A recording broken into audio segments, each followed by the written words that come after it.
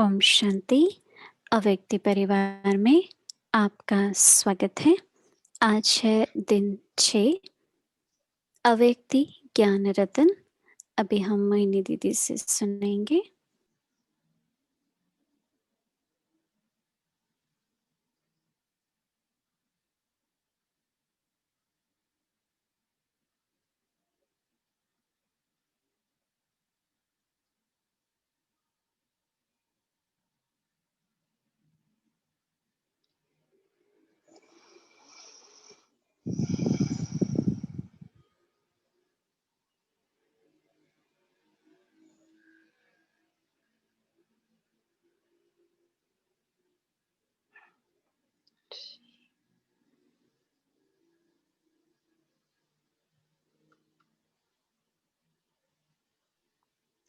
Om Shanti.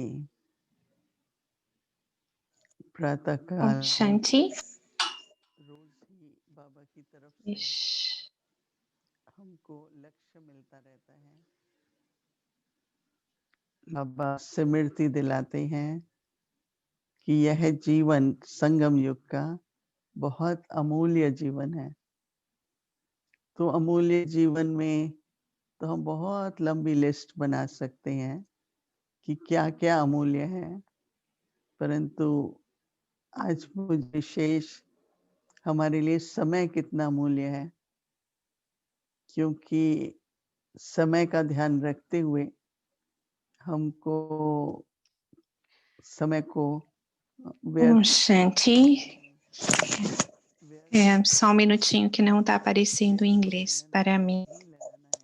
Estão me ouvindo? पहले तो attention चाहिए कि संकल्प व्यर्थ न चले। तो आप देखेंगे कि कई प्रकार के संकल्प होते हैं। श्रेष्ठ संकल्प होते हैं, दूसरा कई बार नेगेटिव, थोड़ा सा नेगेटिव संकल्प भी आ जाते हैं, व्यर्थ संकल्प है। Om Shanti. स्वभाव बन जाता है। No meu computador não aparece a versão em inglês. सोचना जरूरी है और जितना भी जरूरी है उतना सोचो, लेकिन बहुत सोचने से बहुत उलझन भी आ जाती है और शक्ति भी नहीं रहती है, निर्णय भी नहीं कर पाते हैं। तो अगर हम सोचें, फिर सोचने के बाद बाबा की याद में रहकर, साइलेंस में रहकर जिस भी बात का निर्णय करना है वो निर्णय करके हमको आगे बढ़ना है। तो आज वर्तमान समय हमको स्मृति स्वरूप, तो बाबा ने रूप हाँ बसंत, लेकिन स्वरूप, हमारा स्व का रूप, तो ये कोई बाहर की पर्सनैलिटी की बात नहीं है, लेकिन जितना जितना आत्मिक स्वरूप जिस भी गुण वाला होगा वो हमारे चेहरे से, अर्थात उसको रूप कहते हैं। तो स्वरूप आत्मिक स्थिति के आधार पर, और वो फिर रूप में दिखाई देता है। जैसे अगर हम सभी ने काफी समय से पुरुषार्थ कर एकदम शांत स्वरूप का स्वभाव बनाते जा रहे हैं, ज्यादा समय तो शांत स्वरूप ही रहते हैं। कभी कभी किसी संस्कार के कारण, कभी कभी माया भी दरवाजा खटखटाती है, तो उसके कारण कभी अशांत मन हो भी जाता होगा। लेकिन शांति मेरे मन की शक्ति है। मन जब अशांत है तो शक्तिहीन हो जाते हैं। तो अब जब शांत स्वरूप हूं मैं, ये स्मृति रहेगी, तो रूप जो है उसमें भी वो शांति दिखती है। तो इसलिए स्वरूप और रूप का कनेक्शन है, क्योंकि एक धारणा होती है जीवन की, पर एक स्मृति होती है। तो बाबा हम बच्चों को Sente desculpe, eu não tô conseguindo अभ्यास भी ouvir o कराएंगे। inglês. तो अनादि स्वरूप में बहुत दर्शन देने की जरूरत है, क्योंकि ब्राह्मण जीवन में इसके बाद जाना घर है, तो स्वरूप ही से जाएंगे ना। तो जितना जितना हर संकल्प से अभ्यास करते हैं, ये अभ्यास तो संकल्प से है ना, और संकल्प और समय दोनों का कनेक्शन। जैसे अगर बहुत संकल्प चले गए तो बहुत टाइम चला गया। अगर संकल्प अभ्यास में है तो समय सफल हो रहा है और शक्ति जमा हो रही है। तो फिर ड्रामा चलता है, कई तरह के दृश्य सामने आते हैं, और संपन्न और संपूर्ण बनने के लिए जो भी थोड़ी बहुत कमी है, तो परिस्थितियां और दृश्य परीक्षा के रूप में आते हैं। लेकिन इतना हमको पक्का अभ्यास हो, निरंतर अभ्यास हो कि मैं शांत स्वरूप आत्मा हूँ, तो मेरा रूप भी हर परिस्थिति में शांति रहेगा। शांत स्वरूप आत्मा हूँ, तो रूप में क्या आएगा, चेहरे में क्या आएगा, शांति। और वो हमारे फीचर्स बन जाते हैं। रूप का मतलब हमारे फीचर्स। तो हमारे फीचर्स से ही कुछ करने की जरूरत नहीं है इसमें, लेकिन स्वरूप बनते बनते जो हमारा रूप है, हमारे फीचर्स हैं, वो शांति के हो जाएंगे। हमारे फीचर से सबको देखते ही शांति का अनुभव होगा।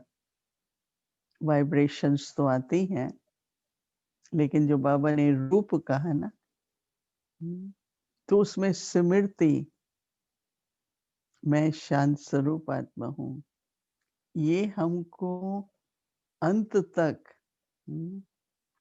मैं जब अंत तक कह रही हूँ, जब तक आत्मा शरीर में है, अंत घड़ी तक ये महामंत्र कि मैं शांत स्वरूप आत्मा हूँ, ये पक्का करना पड़ेगा।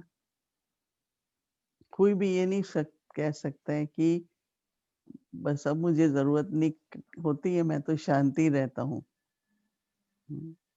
परंतु जब हलचल का दृश्य हो, कोई कई तरह की ऐसी परिस्थिति आती हैं,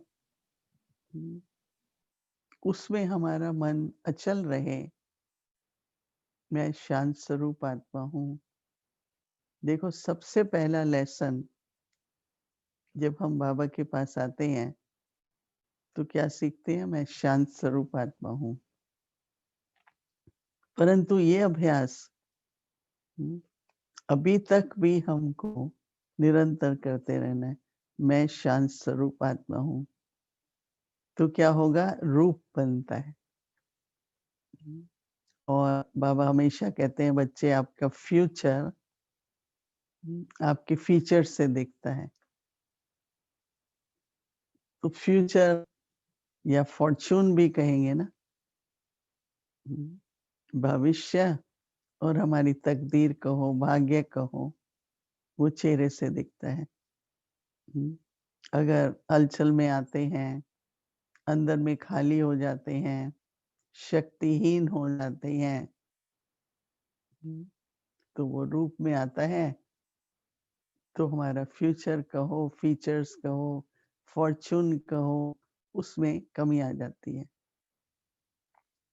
तो किस तरह से हम एक अभ्यास निरंतर करें। जब भी महसूस करो कि अभी थोड़ा सा मन में ज्यादा विचार आ रहे हैं, हलचल, मैं शांत स्वरूप आत्मा हूँ। एक ही संकल्प, और फिर वो अगर एक बार नहीं काम करता तो दूसरी बार करो।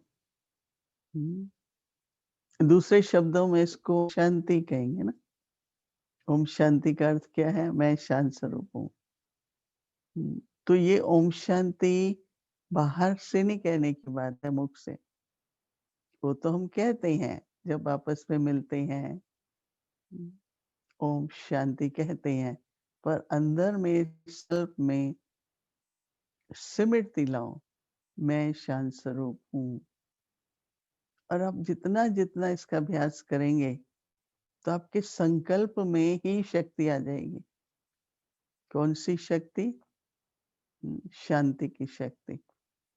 जो ये एक एक घंटे में गीत चलता है, शांति की शक्ति। तो जब शांति की शक्ति है तो धीरे धीरे हमारी जो स्थिति है वो स्थिर होती जाती है, अचल होती जाती है। और मैं शांत स्वरूप हूँ, शांति की शक्ति मेरे में है। तो फिर बाबा ने कहा तो मुख से हमारे रत्न निकलते हैं। अगर शांत स्वरूप है, रूप स्वरूप में है, रूप पर होगा, तो हमारा बोलना कैसा होगा?